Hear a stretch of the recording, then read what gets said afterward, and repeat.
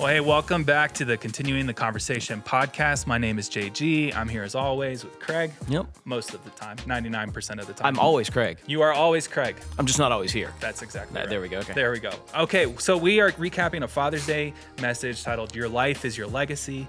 You taught on Jephthah, and I just want to reveal as a seminary student and somebody who tries to think about, okay, how would I teach this passage all the time? That is one of those passages that I've always put on the pile of don't touch ever.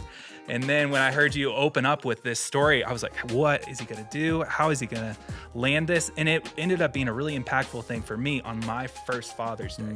Congratulations, by the way. Yeah. I appreciate that. How'd that feel? Weird. So strange. I'm really used to one day a year being for me, like birthday. So a second one was really odd.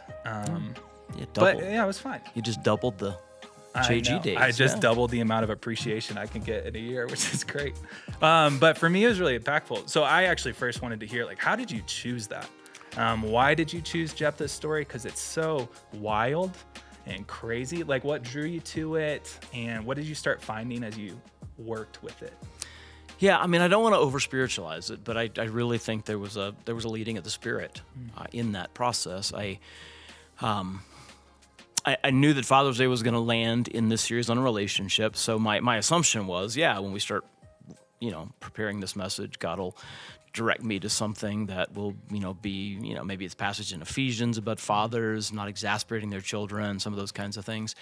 But so what I usually do is I work on a message several weeks in advance when I kind of do the rough draft of it. And so that often is where I'm kind of, if I haven't already chosen the passage, sometimes I've chosen the passage a year and a half out, actually. Right. In some cases like this one, where it's a little bit more of a topical series, I don't necessarily know the passage till I start the preparation process. And so I was running through all the different ones, and it was one of those that just none of them felt like, that was it. At no point that I was like, oh, I'm excited about this. I'm excited to teach, which is kind of what I'm often looking for. It's not necessarily that the Holy Spirit suddenly goes, mwah, right? It's more that there's something in me, and I do think this is a Holy Spirit thing, but I think the way the Spirit manifests is there's something in me that goes, oh, I'm excited about this. Mm-hmm. And so I was... none of the normal passages were really doing that, and then I started thinking, okay, well, maybe we should look at dads who taught us the bad example, right? Bad dads, because I was thinking of Bad Girls of the Bible. There was a book years ago called Bad Girls of the Bible. Oh no! And these are they're like world-changing women. It was kind of actually be more like the Bad Girls of the Bible. Sure. I think I didn't actually read it, so I could be wrong, but I think it was just more like society considered these bad girls, but actually they were just really on fire for Jesus. So I was thinking, are there bad dads, right? And honestly, Jephthah, that was the first one I thought. And I went, well, let me go read the story again. It's been a few, probably a couple of years since I read it. So I went and I read it, and I just like verse after verse, I was like, there's so much rich teaching here. And I really think it's intended. Part of the reason I think it's intended is the way the story of Jephthah, we didn't begin here, but the story of Jephthah begins in Judges 11. And the very first sentence about him is, Jephthah was a mighty warrior. But then the rest of the story is kind of negative about him as, yes, he won the battle, but you clearly have this business about legacy and what was he trying to do, and people wouldn't listen to him, and then they did, and then his power, he devastated these towns that we talked about. And so I thought, oh, that's so interesting that it actually begins with the statement, Jephthah was a mighty warrior, which I always read in the past as, that's why God picked him. Right. But then when you read the story, you're like, but his mightiness it's messy, it's not good. And I kind of started going, that overview sentence might be sarcastic. Yeah. It might be a little ironic. That is the legacy he wanted. Right. To be remembered as a mighty warrior. And he sort of got what he wanted, but in the process of getting what he wanted, he lost what really mattered. So as I read through that whole story, I just went, whoa, this is a great Father's Day message, because it was good for me as a father. Yeah. I'm actually really curious about that, because I feel like for me in message prep, when I feel like I've finally arrived at what God wants to say, it ends up being deeply cutting in my own life, where I can see clearer, I'm bringing to other people something that God's word has revealed in me. first, where I saw, okay, this is a part of me. What part of Jephthah's message as you worked through this passage, did you sort of feel that pain of like, oh Lord, you're speaking to me also, and Yeah. you're giving me that to share with others? Yeah, it's so deeply personal on Father's That's a Day, great too. question. So, yeah, I mean, if you just talk a little bit behind the scenes preaching process, it's interesting to me that, I've been preaching for 30 plus years now. And I would argue that early on, the messages that I preached that had the most impact on people were exactly what you're saying. They're the ones that, as I was studying it, I was either being convicted of something and I needed to change, and so I was able to speak out of that. Hey, this is what I'm learning right now. It's interesting to me that as I've gotten older, I often find myself having a slightly different version of that, and it's always personal. It's always, but it may not necessarily be this is what I'm being taught in this moment. Sometimes it's like, oh God, I remember when you taught me this 5, 10, 15, 20 years ago. But it's still the same thing, but it's not necessarily that I look at it and go, oh, I'm doing this wrong. Sometimes, and I think this is hopeful, sometimes like, oh, actually, I'm doing this right, but it's because God taught this to me at some point in the past a little bit. And so I think as you age as a preacher, hopefully, because you're also following Jesus yourself and growing, you're able more often to be able to go, this is deeply personal. It's still coming from that personal place.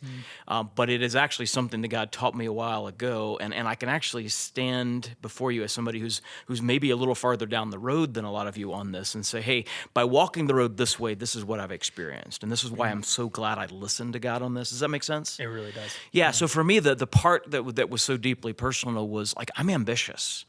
I just am. And I actually think God was incredibly gracious to Coletta and I, and well, he's gracious to me because I think it impacted positively both Coletta and the girls, that during the season when I was maybe most ambitious in trying to build something, I was trying to build a nonprofit and a teaching ministry and some academic credibility. In that season, the church that I was serving in was struggling a little bit financially. I was the associate pastor of all things. That's not the official title, but like I designed the sound system, and but smaller churches is the way it works. And so I actually said to them, "Hey, listen, how about this? I'll take a pay cut, and then I'll eke out a living." Part-time here at the church, but also running off and doing these different kinds of things. And because I know that space is limited, I will give up my office. And so I moved home. And so I started working out of my house. And my wife was homeschooling our kids, which meant that even though I was in this period of like trying, go, hustle, build, all those kinds of things, I had breakfast and I had lunch with my family most days. And even though I was traveling a lot, it was usually on the weekends. And during the week, like we could knock off at like 2 or 3 o'clock and go, hey, because they were not in public school, like, oh, you're done, or at 1 o'clock. Let's go to the zoo together today. It's those kinds of things. And so I look back on this and I'm like, that was so good. And I didn't know the wisdom of it at the time. Right. Because honestly, had I been in a normal situation, I probably would have just missed a tremendous amount of time with my wife and my kids because I was in the hustle mode. I was in the reach your ambition mode. And so, that was the most personal thing. This, like, don't sacrifice your children to satisfy your ambition. I'm so glad that didn't happen, but it's not because I was so wise that I saw it early. God was just so gracious to me that it didn't happen, even though I was too dumb to know what could have happened. It reminds me a little bit. You're a C.S. Lewis fan, Chronicles of Narnia, the boy and his horse, right? That story where he's realized there's a lion walking alongside him, and he's terrified the whole time, and then he looks back eventually and realizes, oh, the lion was keeping me from a cliff. Yeah. I feel a little bit like that. Like God kept me from the cliff that I did not even know was a potential thing of falling off of. Yeah, so kind to you. He's so kind to me. So kind. Yeah. And I I think all of us with any amount of perspective, which you always have perspective, no matter how far along the journey you are, you can always look back and see, we'll always see those places of God's kindness to us. But if you were to look forward and help, like really anybody who's thinking about their life and the legacy they're leaving in it, whether they're a dad or not, what is this balance you feel like that a believer can strike between this is healthy ambition, like this is like a God-sized dream that he gave me that I need to run after, It's going to take a lot of sacrifice, but it's worth it, and sort of selfish ambition. Yeah. Like how can anybody who's thinking about a legacy sort of continue to stress test those things? Does that make sense? Yeah, I think there's a couple of things that come to mind. One is, this is cliche, but most things that are cliche are also true. Yeah. And they're cliche because we've gotten tired of hearing them, but probably haven't actually heard them to the degree we need to.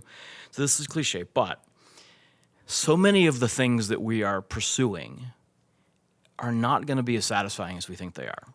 Right? Actually, I'm going to talk about that a little bit this weekend. That, the house doesn't make you happy. No. The car doesn't bring contentment. Right? The bank account isn't as much of a blessing as you thought it was going to be. I actually have a guy in my life who was saying he's not rich by any stretch of the imagination, but he lives a pretty simple life. And he said recently, I actually accumulated too much money. Mm-hmm. I have more money than I know what to do with. And he said, actually, I wish I had used it along the way to do more things with my family, to be more of a blessing to people, because I'm going to die with a bank account. Right. And I don't know what I'm going to do with it. Right? It's the whole you can't take it with you kind of a thing. Mm-hmm. So I really think that's an important thing to recognize, that many of those things we seek after, thinking, okay, that's the legacy, that's going to make me happy, that's going to whatever it is, they just don't actually produce the dividends that you think. Right. And so it's interesting, like you're putting in your 401k, right, with the idea I'm going to be able to draw on that for the rest of my life. But we don't put into a similar kind of account those things that are going to be satisfying later in life. I'm actually reading a really interesting book right now by Arthur Brooks. It's called From Strength to Strength. And I should probably give this to, have you read it? No, but Okay. it's on my big old It's on your stack list. after listening to So Carrie I'll give Newell. this disclaimer about it. He says he's a Christian, and I'm not judging that he is or isn't a Christian. He does mix a lot of Buddhism and Eastern mysticism and Indian stuff into. When I say Indian, I literally mean India. Okay, Sure. I mean the gurus and all that stuff, Hinduism. So like I as a theologian, I'm like, I don't know. There's some stuff in here that I wouldn't necessarily want to recommend to everybody, okay? Especially about his theology or his spirituality. However, he does say something that I think is incredibly important, and that is, and I hadn't fully understood this, but I've seen it, that there's two different kinds of, he calls it intelligence. He calls it fluid intelligence and crystal intelligence. Fluid intelligence is what we think of as IQ, kind of. It's not only like smarts, it's also the ability to focus and the ability to grind and just like lean in and keep after. It's like I worked until 9 o'clock, right? And I got all this stuff done, right? Okay. And that starts to decline somewhere in the 40s. This other intelligence, which is much more related to synthesis and the ability to lead other people and to teach, those kinds of things, that starts to rise. And so one curve goes down and one curve goes up, and at some point they cross. And a lot of us don't realize that it's happening. And so what happens is we start to wake up and we're like, I just get tired faster, and I'm just not quite as sharp. It's not like I am less intelligent, but I'm not quite as quick, right? I don't have quite the intuitive leaps to things that I used to, right? By the way, this is why almost every Nobel Science Prize winner, everybody who wins a Nobel Prize in sciences, makes their discoveries in their 30s. Yeah, they got energy. They time, got energy, and they grind. have this. That's the height of this fluid intelligence. Right. Now, a lot of them get their awards later, but it's almost always for discoveries they made 10 or 20 years ago, back when they were in their 30s, right? And so then you get in your 40s, you start to feel it declining. You feel like I'm just slipping a little bit. Like there's just, I don't know, I can't grind quite as hard, that kind of a thing. And then you panic, because everything that you've been pouring into has been that, right? Because that's where success came from. That's how I get ahead. That's how I leave my legacy. And then you start to feel like, I can't do it anymore. Yeah. I can't do it at the level. What do I do? And you panic, and so you try harder and harder and harder, and it returns less and less and less. And interestingly enough, that's when you have the midlife crisis. Mm-hmm. So, I mean, they can draw these curves across populations, and you go, it's interesting, it happens usually late 40s. That's where the fluid intelligence goes down. Yeah. And interestingly enough, midlife crisis right about the same time. And I don't think they're unrelated. Mm-hmm. I think it's because you're like, everything you've been doing up to this point that's been giving you your legacy, suddenly you can't do it at the same level. And now what do? I just try harder, and it returns less and less, and you flip out, you break down. But what happens is this other intelligence increases, this crystalline intelligence. And I'm really encouraged by that because it actually says that the best teachers actually become the best teachers in their 60s and 70s. Like the greatest historians, if you look at the books that they've written that like their magnum opus, like the big thing that like everybody remembers them for, this usually written in their late 70s, early 80s for historians. So I'm like, okay, as a teacher, actually I couldn't get better as a teacher. But it's happening at the same time that I realize, my ability to just like think in Greek and and think theological abstraction, that kind of stuff, I'm just not as interested in it in the same way that I was. I'm much more interested in, how does this help me follow Jesus faithfully than I am just random accumulation of theological facts or exegetical details that I used to be fascinated by. And I just, like, I don't know, they don't stick around. I'm like, okay, I'm probably in that curve, but I can actually get better at leading people. I can get better at teaching. But we have to recognize that that's happening. And so what we have to begin to do partly is early on, we have to go, hey, that's going to happen.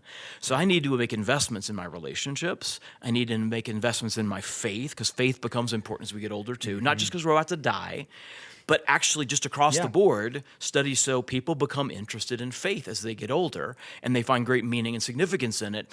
But a lot of them regret that they hadn't invested in it earlier, because now they want to like pay themselves the dividends, but there's not much sitting in the account. Nothing to draw on. Yeah. So that's a very long answer to a really important question you asked, which is what I would say to people is invest earlier on in those things that are going to matter so much more later on, but maybe don't feel like they matter as much right now. Yeah, absolutely. But you got to put the investments in so that you can reap the rewards later. And it's also a really wise word to remember what stage you're in. Yeah. For me, I think my wife and I, we have to constantly remember, like, these are not the money-making years for us. These are the child-raising years. These are the foundation-laying years for us in our 30s. So for us, it's that. And then for fathers who maybe like grown adult kids, they're out of the house of thinking like, okay, I have this crystallized intelligence. I can't be like always up in their business and really walking through everything. But I do have, like, I've got a one-liner ready to go. If you'll just ask me, just please ask me, and I will. And I've ready. I can give it to you. So I'm wondering, for you, what are some, like, we talk about keystone habits a lot here at Mission Hills, and what are some of these, you talked about putting stuff in your 401k, but not really investing in your legacy. What are some structural habits, things that you sort of build into your life, almost like systems, where you can say, hey, this is how my life is structured, that will kind of keep you on that track, where you're really pouring investment into the relationships, the people, your faith, in a way that builds this foundation to where you will have something beautiful to offer in a crystallized sort of intelligence way later. So this is one of those things that I can't look back and go, God taught me this. I have to say, this is actually what God's teaching me right now. Yeah. I'm figuring this out right now, but it's a great question. I think for me, what's becoming really important is the discipline of calendar exegesis. Yeah. To look at my calendar and go, okay, what am I doing? What kinds of things am I investing in? Do I have room in here for the things that matter most? And if I don't, okay, then I need to make adjustments, right?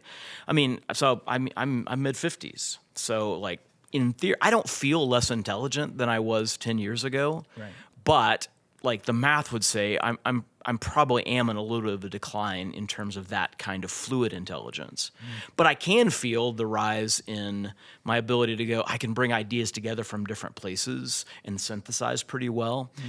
So I want to make sure that I'm doing that. And so I've got time for teaching, and I've got time for reading and those kinds of things that allow me to make use of that, right? I'm probably spending more time reading books now than necessarily just reading the Greek text in the New Testament. I'm more like, okay, I am reading from what other people, and it's amazing how I can go, oh, that's really helpful. I can bring that into this message, or oh, that really illustrates this reality, and other people are seeing that, and so I do see that rise. So I want to make sure that I've got time in my calendar to do things that are appropriate for the stage, kind of like what you said, right? Like when you're building foundations like that. That's what you need to be doing at that time.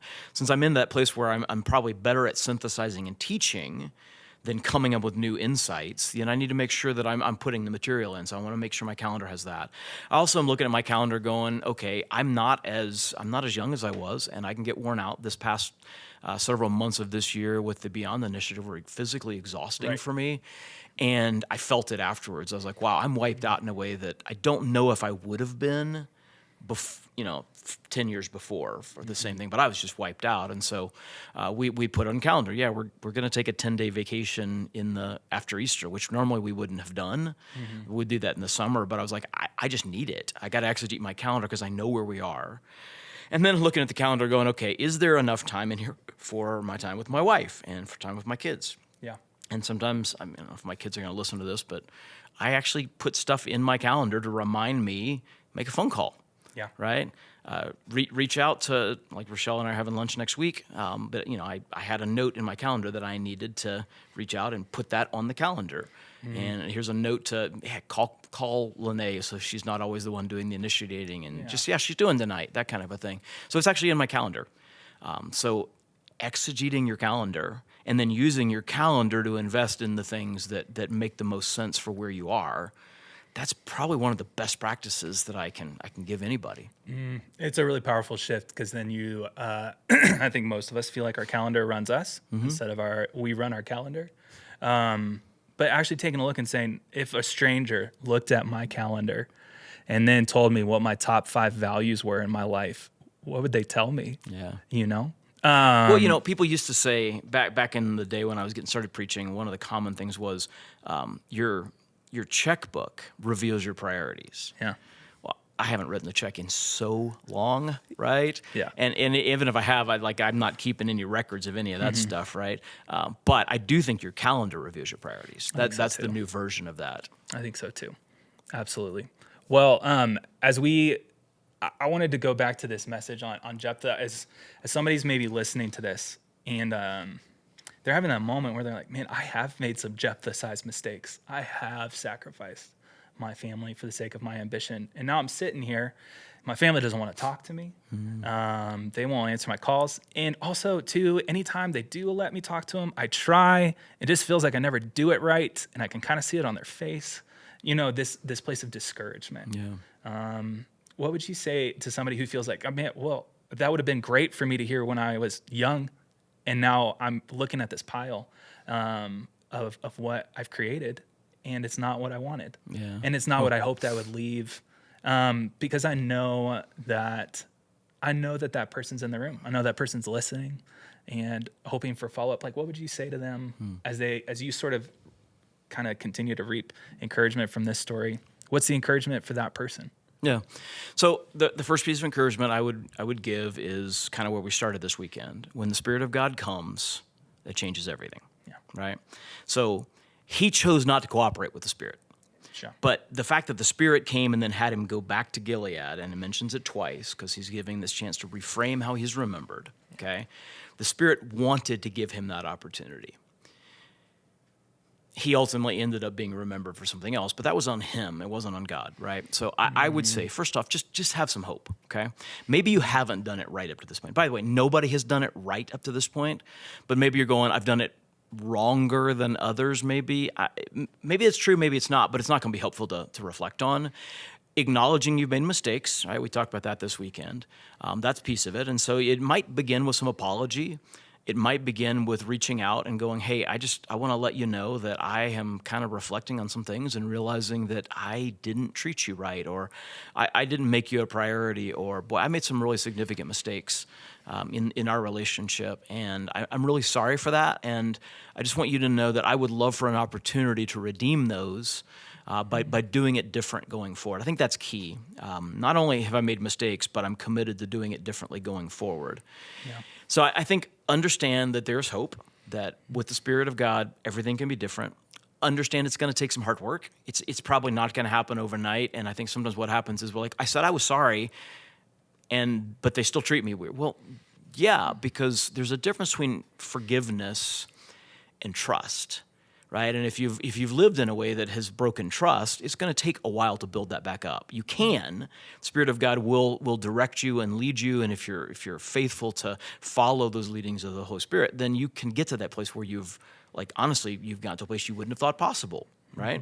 But it's going to take some work. It's going to take some time. And so then you remember small steps, right? Enough small steps in the same direction take you places you never thought possible. The problem is we're like, I want to be down there to, I want it Christmas morning with the kids and the grandkids and the great grandkids gathered The very around. specific idea of and they're what this just looks looking at like. me like, Grandpa, you're the best, right? Okay, it's going to take some time to get there, but you need to take the small steps in that direction. But it can happen. Yeah. But it requires a lot of humility. And it requires a fair amount of work, I think. Yeah. And kind of also what we saw in Jephthah, not bargaining with God. Yeah. And saying like, yeah, of course I will confess and say I'm sorry and say all the right things, as long as it ends up looking like my kids just pretend like nothing ever happened. Yeah. Like we see that sort of white knuckling bargaining in Jephthah's story of like, it's going to look this way. Yeah. I've heard from your spirit and it's going to look this way. Yep. When it really requires that drastic humility, the sort of thing that I think walking with Jesus for a long time or just experiencing a lot of suffering kind of does to us, where we start loosening our grip on these things. But it's a hard fought battle. And I don't know if there's any other way but to like let God pry your fingers off of the vision of the future that you think you deserve. Yeah. Instead of taking it. Yeah, and it's funny, sometimes I pray, God, do this. And sometimes I find myself praying, God, help me to want you to do this. Right? You're just praying your fingers. Like, I should, absolutely. God, pry my fingers off of this thing I'm holding too tightly. Yeah. But sometimes I can't even start there. I have to go, God, would you help me want you to pry my fingers off of this? Yeah, I got to start right? at square zero. Like, because what I way want back is here. I want the end result of that. Yeah. But I don't really want the process. And I don't know that wanting the end result is always enough. And so, like, God, I need you to help me want the process, even as hard as that process may be. Yeah. I definitely want the result, but help me to want the process. Help me to want what I have to do to get what I want. Yeah. What you're demonstrating, even though in that correct, is an incredible amount of self-awareness, which does not come cheap. It feels like a lot of this for somebody to look at their life and say, all right, let me think about the legacies I'm leaving and how the actions I'm taking day to day, like what legacy that's forming, really any stage. There's a self-awareness in that of where you can take stock, you can exegete your calendar. That does not happen naturally to most. So I am wondering, for your journey in like gaining that self-awareness, what were some moments or some things that God used to say, hey, let me help you think about the way that you're doing this, and let me help you see that you need my help at square zero of even wanting the thing that you say you want. You know what I mean? Yeah, I do. And unfortunately, I really wish that I could say that it's the product of I read scripture and I prayed and the Lord spoke and I was like, oh, okay, yes, I should do that. The reality is it's so often I just paid some dumb tax. Yeah. Like I did it badly. I didn't invest in my relationship with my wife enough and started to realize things were not going well. And I had to step back and like rethink and reprioritize and reinvest. And then, it takes time to see the impact of that. But over time, we're much, much happier together now than we were 30 years ago, or probably even than 10 years ago. Yeah. But there were moments along the way where I was like, I have done this wrong. There have been moments in my relationship with both of my kids, whether they were obvious, like in the moment, like, I can't believe I did that. I'm so sorry. And others that sometimes we find out later looking back, I'm like, oh, yeah, you're right. I did that, or I didn't do that. I wasn't there in that way. And boy, I did not see that. I'm really sorry. Would you help me figure out what it looks like to do this better going forward? So that sounds like humility and self-awareness. It's actually, I've just paid a lot of dumb tax. Yeah, but you've actually learned from it. Well, yeah, Yeah. It's because the lessons were too expensive not to learn from, right? Yeah. It's like I paid this much for this meal. I'm gonna eat it, right? I'm gonna eat every bite of it. Yeah. Again, God's kindness in a strange way, Yeah. to give us these lessons that are expensive to learn. Yeah, but they are kindnesses. They really are. Yeah. Yeah.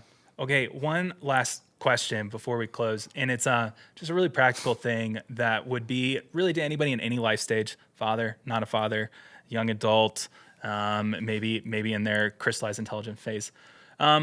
What's one thing that I think we're tempted, that you would say we're tempted to think is worth our time, that's actually just a waste of time? What's one thing that's a waste of time if we really want to build legacies of loving our neighbors and loving God. But that might be hiding in plain sight. So that's a really interesting question. I like it. My first instinct to answer it, though, is that none of it is a waste of time. But it all depends on how you're thinking about it, what lens you're thinking about. I mean, scrolling social media is an obvious answer. That probably is ultimately a waste of time. But in moderation, I don't think it's necessarily a bad thing. I could easily go, money. Money, everybody thinks it's worth something, but it's not worth anything. Well, you kind of do want to have enough money that you're not a burden to other people around you, and so that you can afford to do certain kinds of things that are, with other people. I mean, the question is, again, it's the lens for so many of these things, right? Getting to, a pinnacle of a career, becoming a CEO or, a lead pastor, something like that. Is that a bad thing? No. Could it be a really harmful thing, the pursuit of it? Could be. On the other hand, if you pursue it in a way that creates a legacy along the way, and then you live out in that role things that are actually good for people and glorify God and maybe even make you happy in that process, then none of those things are necessarily a waste, right? Yeah. So I wouldn't say that possessions are a waste, because possessions can be used to bless people, right? I wouldn't say that money is a waste, because it can be used to make life easier and to bless people, right? To extend the gospel. I mean, all those things that I think is really tempting to go, that thing's not worth anything. Yeah. It actually can be worth something. It really all depends on how it's being used and how you're thinking about it.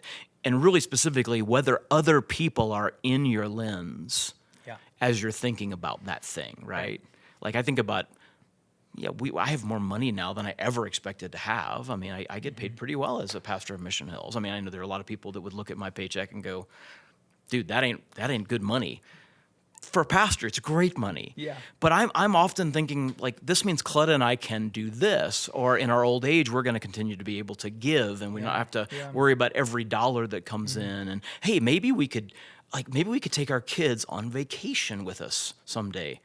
And we could pay for it. I never thought I'd be able to do that. So I'm trying more and more to think about all those things through the lens of other people and relationships. And that's why I say, I don't know if there's anything that's just that's just a waste. Yeah. It all depends on how you're thinking about it and whether or not other people are in the mix. Yeah. Yeah. I've tried to back you into a corner a couple times in this podcast to get a really black and white answer on something. And each time you've been incredibly wise in helping us see how it's not we're not going to get a formula for how to do this, but it requires wisdom and time and learning from these mistakes. But if there is anything, it's following this sort of what you opened with, if the Spirit of God is speaking to you, just obey, listen. That Psalm 95, today, if you hear the Lord's voice, do not harden your hearts. If there's anything, it's that. And it's not it's not like a really black and white formula for your life where it's great, just apply this grid. Yep. And everything will work out just fine.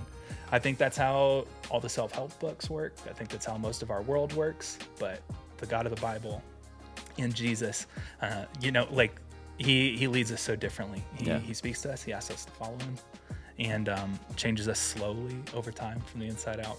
But thank you. Amen. Yeah. Slowly. Well a lot slower than I would like, is what I'm experiencing right now. But Craig, thank you for your time. Guys, thank you for joining us on the Continuing the Conversation podcast. You will find us again here next week, and we cannot wait for you to join us again. This podcast is hosted by Colin McFarland along with Craig Smith. We are mixed, edited, and produced by Zach Anderson. Our creative director is Colin McFarland. Maddie Brower is our SEO and copy specialist. The Continuing the Conversation feed is part of the Mission Hills Podcast Network in Littleton, Colorado, and available for download wherever you get your audio and video podcasts. Thanks for listening.